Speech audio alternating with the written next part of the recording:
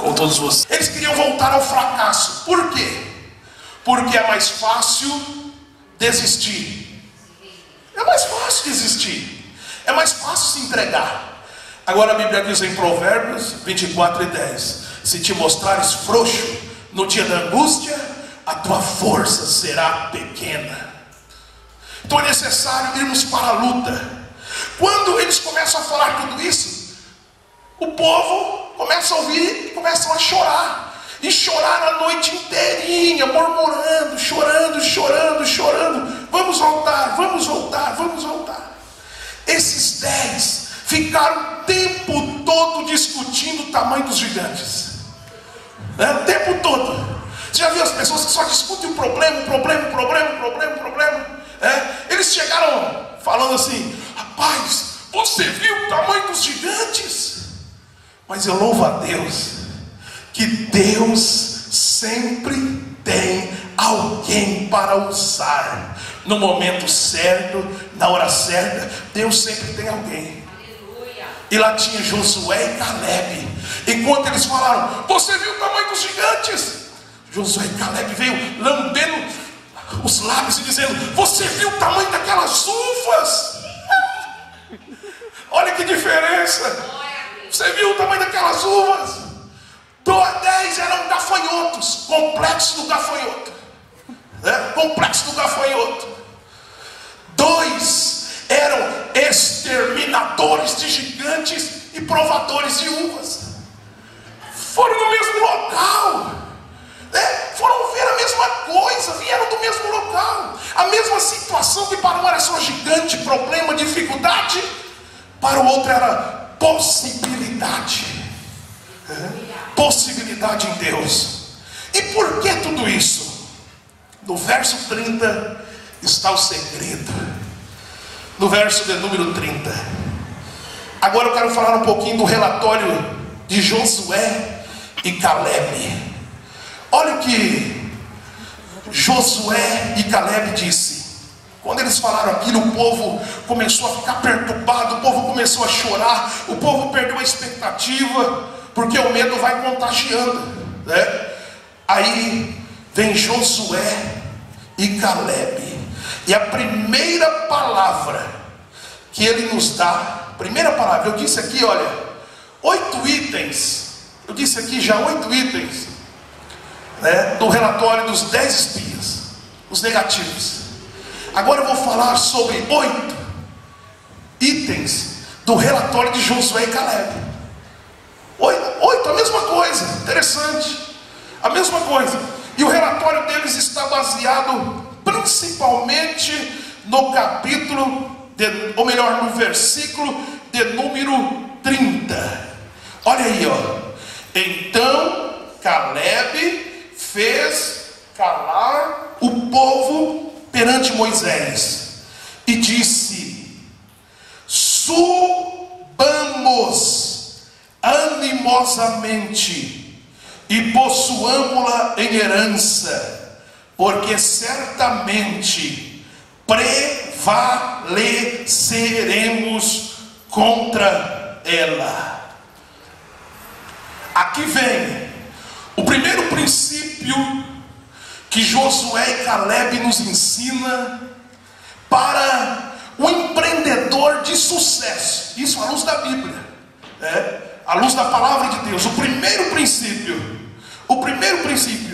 olha a palavra subamos, fala de crescimento, Alguém quer subir, é alguém que quer crescer, é alguém que quer se desenvolver. Então o primeiro princípio que Josué e Caleb nos ensina: o empreendedor de sucesso cultiva um espírito sempre disposto a aprender.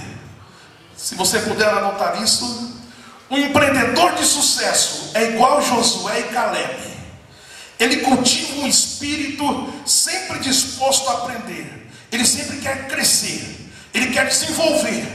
Josué e Caleb disse: subamos animosamente. Olha o que a Bíblia diz em Provérbios capítulo 1, verso 5. Preste atenção: o sábio ouvirá e crescerá em conhecimento, e o entendido adquirirá sábios conselhos.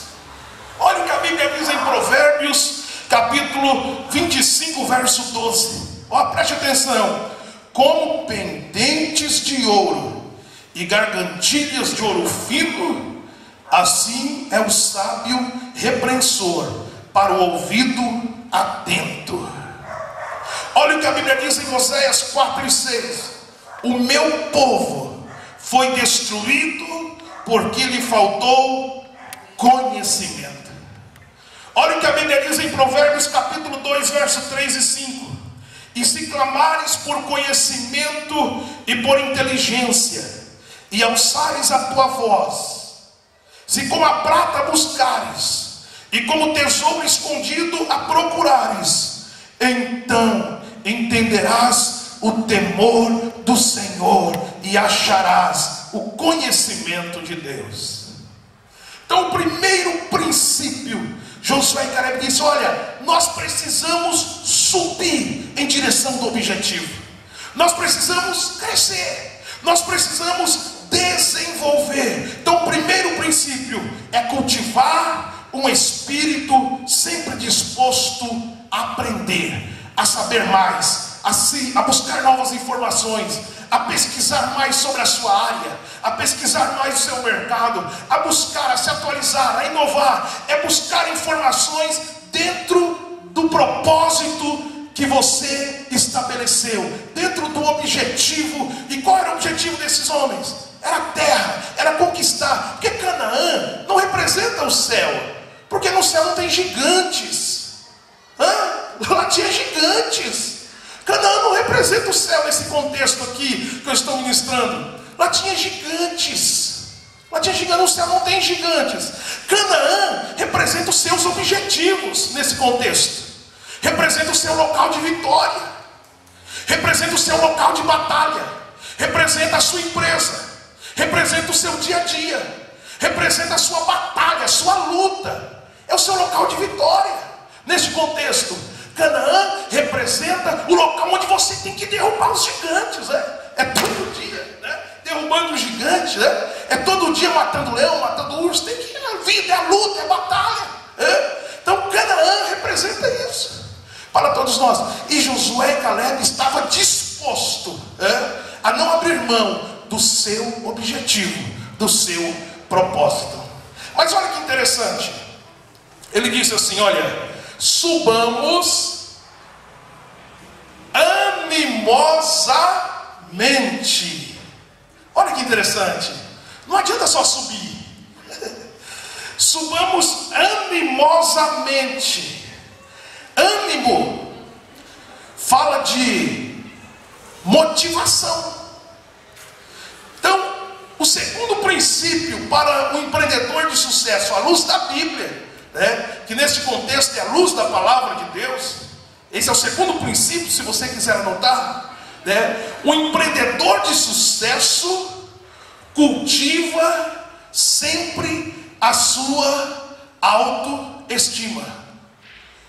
Ele cultiva, ele cria situações, para sempre cultivar a sua autoestima. E autoestima tem a ver com imaginação. A Bíblia diz, tem um livro, tem um versículo em Crônicas, eu não me lembro agora o capítulo e o versículo, que diz que Deus entende as imaginações de pensamentos. Olha que interessante. Deus entende as imaginações de pensamentos. A Bíblia diz em Provérbios que o que o homem pensar, isto será. O que o homem pensar, isso será. Então, autoestima tem a ver sobre a maneira como você pensa sobre a circunstância, sobre o acontecimento. Por quê? Você pode usar a sua mente para duas coisas: ou para ter pensamentos, ou para pensar. Irmão Eliseu, mas não é a mesma coisa? Não é a mesma coisa. Não é a mesma coisa. Pensar é quando você para, e você diz, olha, eu tenho que parar para imaginar alguma alternativa, alguma saída, alguma possibilidade.